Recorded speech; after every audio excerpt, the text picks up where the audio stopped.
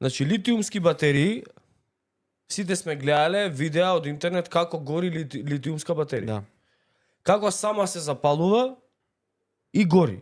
Значи литиумски батерии, посебно сега кога почна овие возилава на струја, како сами горат или овие тротинетите на струја, батериите или не знам неисправни телефони.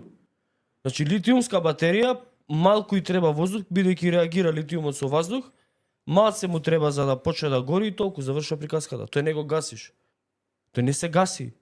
Тој сам произведува кислород. Кога гори произведува кислород и сам си се храни со кислород и сам си гори. И сега не знаете шо, ама жими се некој фрлил таму пикавец. И ја запалил. Прво тоа не било ни складирано кој што треба. Не било ни соодветна заштита. Од тоа што го слушнавме таму од локалните жители, тоа биле стари штали.